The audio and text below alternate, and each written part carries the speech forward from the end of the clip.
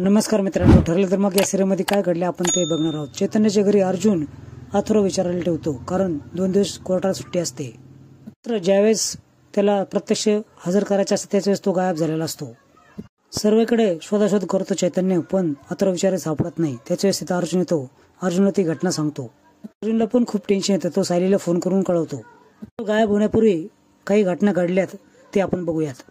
तर विचारे सर्व document check करतो। त्यास माझे डॉक्युमेंट आहे, फक्त आधार कार्डचा एक डिजिट चुकलेला आहे असं कळवतो।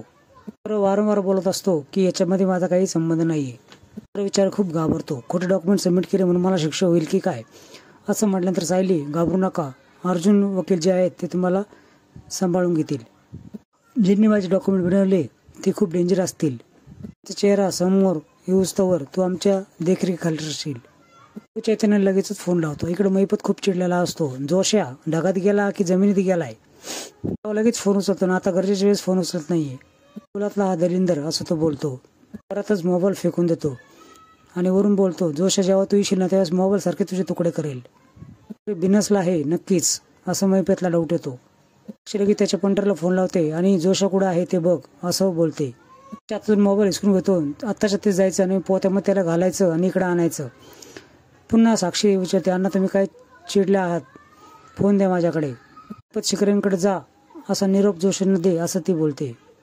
चैतन्याला अथर्वला बघून खूपच आनंद होतो।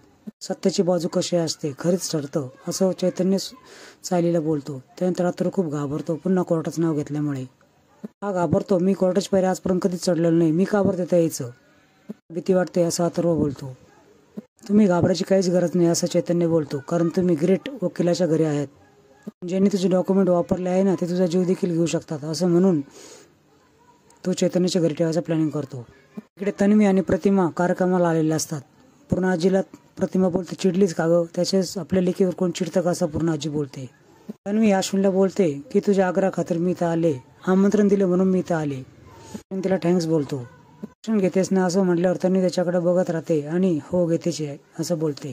अर्जुन केसची सगळी हिस्ट्री अथर्वला सांगतो। माझी पत्नी माझे खूप हाल केले आहे, आम्हाला खूप त्रास दिला आहे, माझ्या बाबांना वडिलांना त्यांनी जेलमध्ये पाठवलं असं म्हणून माझी मदत करा अशी सायली हात जोडून विनंती करते।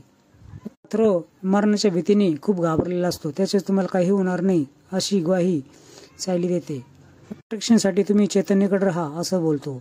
सोमवारची तारीख येईपर्यंत आपण सेफ जागेत राहूयात असं चैतन्य बोलतो। साक्षीचे गुंड जोशीच्या घरी येतात, तर तो घराला कुलूप लावून गायब झालेला असतो। फरार झाला आहे असं तो पंटर बोलतो। इकडे पूर्ण आजीला प्रतिमा भेटते। जावायच तोंड एकीकडे आणि दुसऱ्याचं तो दुसरीकडे असं ती बोलते। ती बदलले आहे, माणसं बदलले नाही असं प्रतिमा बोलते। इकडं पूर्ण आजी प्रार्थना करते की सर्व नाती पूर्वीसारखे होऊ देत। अथर्व देखील साक्ष द्यायला तयार होतो। तेही घराच्या बाहेर येतात। त्याच्यावेळेस तन्वी फोनचा आवाज ऐकू येत नाही म्हणून बाहेर येतात। त्याच्यावेळेस तुम्ही सगळे इकडे काय करत आहात असं ती विचारते। अर्जुन पुन्हा तन्वीवर चिडतो आणि बोलतो, माझ्या घरामध्ये मी कुठं उभा राहावा हे तुला विचारायची काहीच गरज नाही।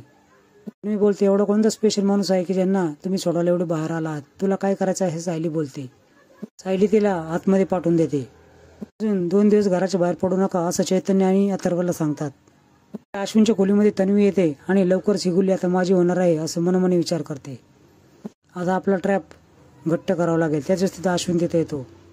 अश्विनला हात दाखवते, हा हाताला लागला आहे असं दाखवते। त्यानंतर तुझ्या हाताला लागलं हे मला तू आज सांगत आहेस असं म्हणून तो तिला बँडेज करू लागतो। ती मनात विचार करते, तू बँडेज गुंडाळतोयस आणि मी तुला गुंडाळते। या पगळ्या अश्विनला काही कळत नसतं। तो तिच्या जाळ्यामध्ये चांगलाच अडकत असतो। बँडेज बांधला आहे म्हणून बरं वाटत नाही, पण तू एवढं प्रेमाने बांधतोय ते पाहून मला बरं वाटतंय असं ती बोलते। अश्विन त्याचं काम करत असतो। त्याच्यात त्यांनी बाहेर निघत नाटक करते आणि पडल्याचं देखील नाटक करते। तो तिला पकडतो। तन्वीला बघून खूपच घाबरून जातो, निघून जाते आणि खिडकीतून बघते तर हा विचार करत असतो की तन्वी किती लहान सहान गोष्टींचा विचार करते। तिला आपण सावरायला हवं, कारण आपण मित्र आहोत।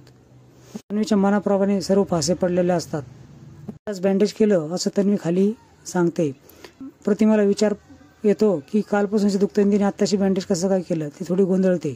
इकडे चैतन्याच्या घरातून अथर्व गायब झाला असतो। त्याच्याच अर्जुन तिथे येतो आणि सगळा गोंधळ उडतो। असे नवीन अपडेट्स बघण्यासाठी चॅनल सबस्क्राईब करा, बेल आयकॉन दाबा।